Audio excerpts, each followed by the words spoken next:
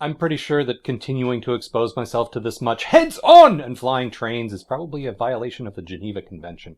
Also, this whole I don't speak Japanese joke is getting a little stale, I think. So what I'm going to do, what I do for you people, I'm going to sit and watch 6 hours of this stuff all in one afternoon, and I'm going to tell you what I think all in a row. Here we go.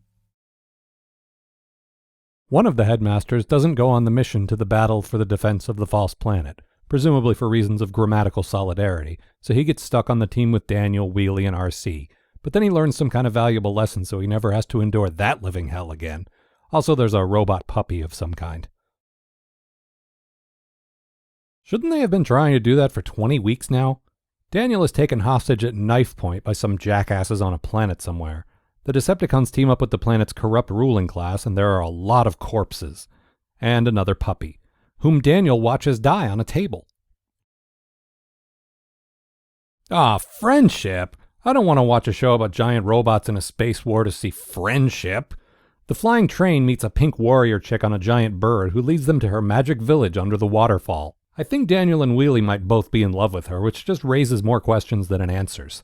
And I think this is the first appearance of the Sparkabots, who are pretty much just as lame as they sound.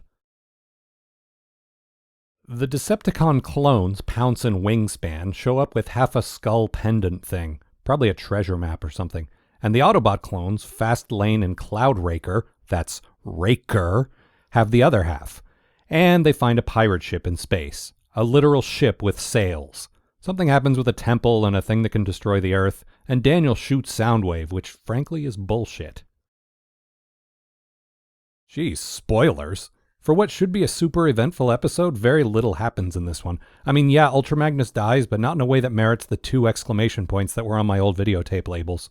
They bury him in a coffin full of flowers, like robots do. I think the secret of this show is that the more descriptive the title is, the less stuff happens in the actual episode. Oh, there's, is that Japanese Unicron? That looks terrible. What with the Emperor of Destruction vanishing on an iceberg and all, Scorponok takes over as leader of the Decepticons. Something is happening with the core of the Earth, which at this point is a pleasant throwback to about 40 G1 episodes. Spike nearly dies in a fight sequence, leading me to wonder if he's the I in the title who risks his life for Earth. Then Fortress Maximus heals him with magic head powers. Oh, right, the Targetmasters! We're 3/4 of the way through the series and they've decided to introduce the other half of this toy line. Our titular characters are introduced in a scene with Wheelie and Daniel that takes approximately 900 minutes to unfold. Seriously, this episode wouldn't have to be a 2-parter if they just moved it along a little. The Targetmasters stand around being the Targetmasters for a while, which doesn't seem very miraculous to me. We meet some other little dude named, as far as I can tell, Jack, which isn't actually the worst Transformers name I've heard, honestly. Jack is brainwashed by the Decepticons, forcing Chrome Dome to shoot a hole in him. I guess this is meant to be sad, so, boo-hoo, I suppose? Oh no, not the Master Sword! The Master Sword is my favorite! Yeah, I have no idea what that is or why I should care that it's in danger.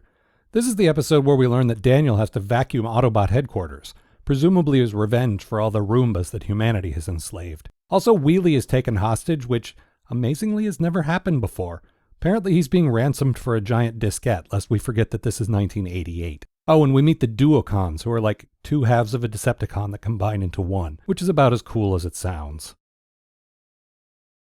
The Decepticons are, I think, building an ultimate weapon out of rocks.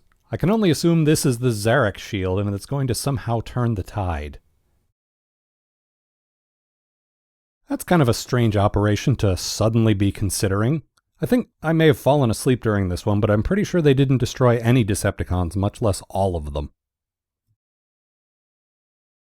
There's that word friend again. I thought Sixshot was supposed to be a badass lone wolf ninja dude, but he and Daniel are stranded on a planet together and suddenly they're BFF. Maybe one or both of them had amnesia? I would not put it past this show. They see a rainbow together and fight rock monsters side by side. If there's a better definition of BFF, I don't know it. A duel happens, on an asteroid. This seems like one of those one-on-one battles that Megatron was always trying to lure Optimus Prime into, only it's between Sixshot and Chrome Dome for some reason. I guess Chrome Dome is the leader on this show? I'm basing this on the fact that people are constantly saying his name, which maybe actually makes him the Poochie of this show, Whenever he's not on screen, all the other characters are asking, "Where's Chrome Dome?" Also, somebody plants a bomb. Somebody's always planting a bomb. Sixshot apparently dies, which makes Daniel sad because of the aforementioned BFF thing. The Decepticons go back to doing what they do best, launching satellites and building pylons. And for some reason, sinking a whole lot of boats. Like they got two of their big guns, Bruticus and Predaking, to sink a cruise ship for some reason. All part of the master plan, one assumes. This episode also marked the point at which I actually yelled, "Shut up, Wheelie, just shut your mouth!" at the television. More pylons and boats, more big fights. Actually, in keeping with the fact that it's a big series finale, there's a fuck ton of big fights. But Fortress Maximus and Scorponok still can't get it together with this, their final chance. Seriously, it looks like they're trying to have a tickle fight. Ridiculous. The big plan is defeated, Galvatron doesn't come back like I was sure he would, and the Headmasters bugger off into space in a tearful goodbye with Daniel, whom I just realized has been the main character of this entire series. He's also the worst, but we all knew that a long time ago.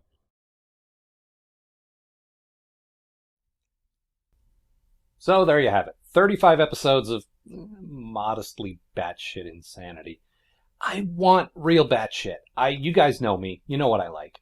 I like hypnotic nightclubs forcing construction workers to fight breakdancers. And I just didn't get that here. And I don't think I'm going to get it from any other Transformers series. Where am I going to find a show that does insane things like that, that's in English, where people don't take their heads off very much? Huh.